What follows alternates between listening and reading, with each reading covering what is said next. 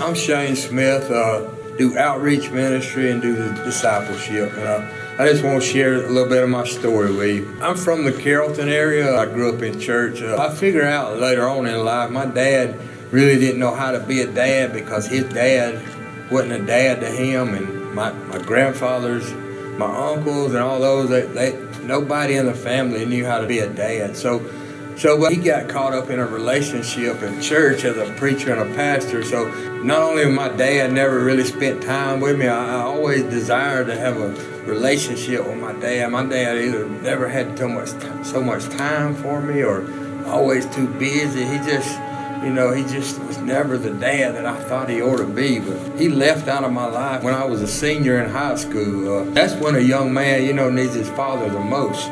When at that age, he just pretty much abandoned our family after that happened. I don't know if it was from shame or guilt or, whatever. The enemy, he knows how to destroy things, and that's what he did. He destroyed our family. I'm trying to figure out life. I'm going to go to college, I'm going to work, and I don't have no advice. So not only did I get mad at my dad for leaving me, I got mad at God because it was a church setting where all this happened, the affair and stuff.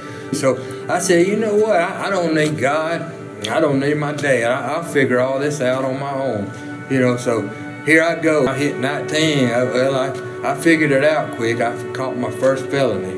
So I was a year out of high school and got a felony.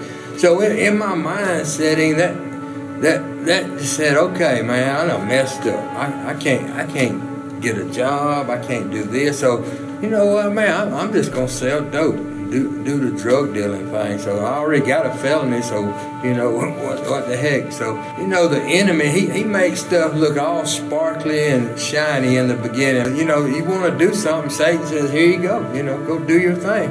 So he allowed me, he didn't really mess with me. My life was good until I was about 25, 26. The longer I stayed involved with drugs, started working in nightclubs in Atlanta, and was up all times of the night, every weekend. You could find me in the clubs selling drugs and just hanging out with girls. And it kind of a good life, you think, for a young man, but it's eventually gonna catch up with you. I started having encounters with law enforcement and getting locked up for various reasons, going to jail, staying in jail. So I guess I'm living the life I wanted to without my dad in my life. No guidance at all. Selling drugs, I acquired nice cars and I had money, girls, but when I got tangled up in meth, man, my life began to change, man. I feel like I had been running from God my whole life because I was mad at God and I was mad at my father.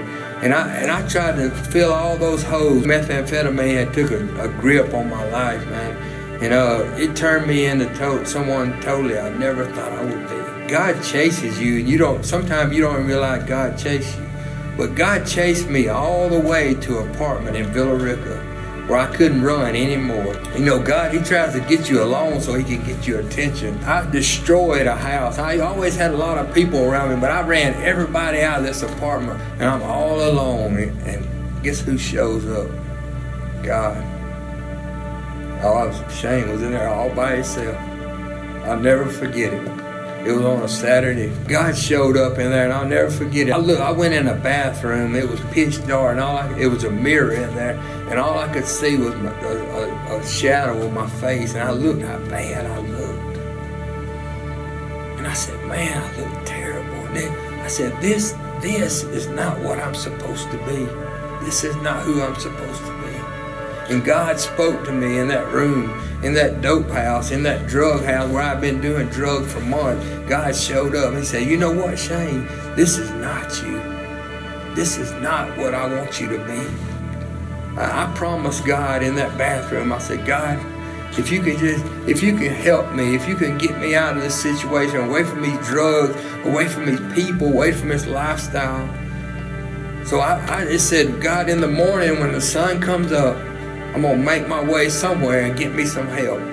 So I made my way over to my sister's house. I said, I just need something to eat and somewhere to sleep for the night.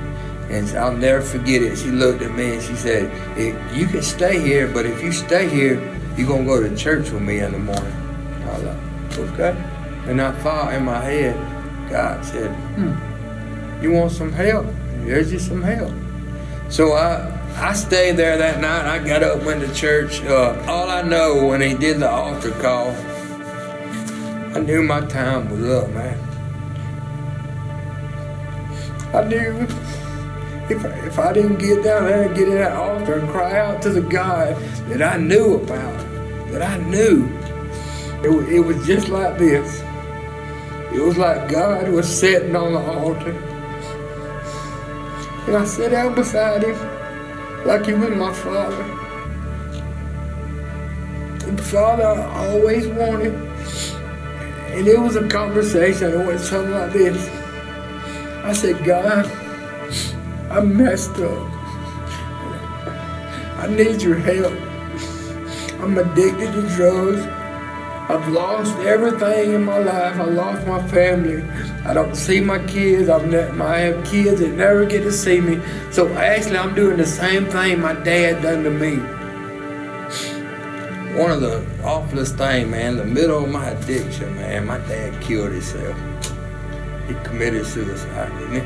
You know, and I remember when that happened, man, I was deep. I was way deep into my addiction, man. It just spun me out even more, man. I mean, I remember after that, it was like 3 more years of hell, man. I'd give anything today, man, to sit down and talk to my dad, tell him I love him.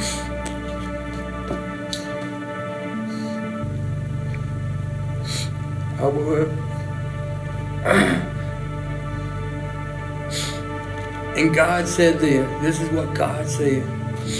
God said, Shane, I'm gonna fix you. I'm gonna deliver you from a life of drugs and an addiction that you have. And I'm gonna save you also. So I cried out to God for deliverance and salvation. God did a miracle, man. I did drugs every day of my life from the time I was 18 to 35. And he took it from me instantly in an altar where I cried out to God. I never had a withdrawal. I never had any. I knew God saved me. I knew he delivered me. But guess what? I didn't have a pot to piss in. When I got up and left church that day, I asked God, now what? You know, I made my way over to my grandmother's house, and I told her, you know what, Grandma? I just got saved. God delivered me. And she said, you want to stay here? So at 35 years old, man, I was living on my grandmother's couch with a black bag, and everything I owned was in it.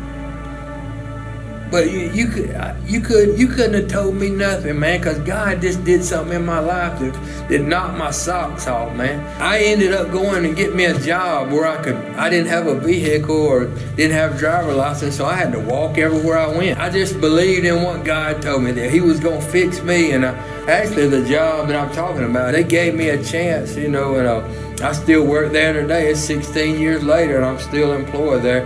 And actually, I'm one of the owners there at that company. So, you know, God's got big plans for us, man. So I allowed God to work in my life and get Shane where he was good for anybody else. So I waited 3 years before I dated or went out with anybody. And this is one of the prayers I prayed one morning. I said, God, I need a wife. I want you to pick her out, God. I don't want to choose her because I'm terrible at choosing women. I have been in the past.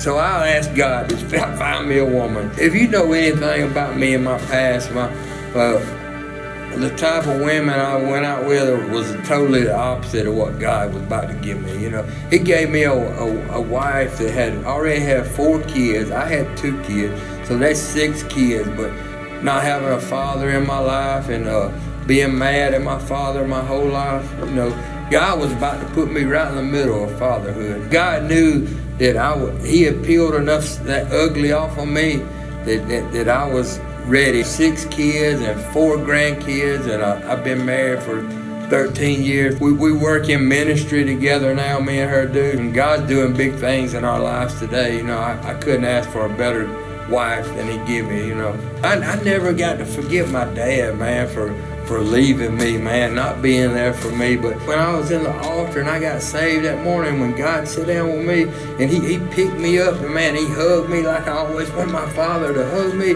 It was like later on I I never was able to forgive my dad face to face, but God forgave me, man, and somehow in my spirit I was able to forgive my father, man. I hope out of this conference this year, if you're a father in here, or you a son that just went through something like I'm talking about, and if you feel like God's dealing with you today, don't wait another minute, man. Come get one of these guys that's here, one of the leaders here today, or anybody, man. Let us pray with you, man. You ain't got to wait till the altar call session. Just come get me. I'll come pray with you, man. It's not like God waves a magic stick over your head and your life just becomes perfect. Things are still going to be there, but you got a father now that you can sit down and talk to about it. You build a minute-by-minute relationship with God where you talking to him all the time. If you that person out there today that says, man, I'm messed up. Hey, God can't save me, man. I done went too far. I done did too much. No, you ain't, man. Because you looking at a guy right here, man, that thought the same thing. God got a hold of me, man. He transformed my life, man. And today, I'm getting to be at a men's conference talking to lots of men, loving on men, using my old story to bless somebody and let you know, man, there is hope.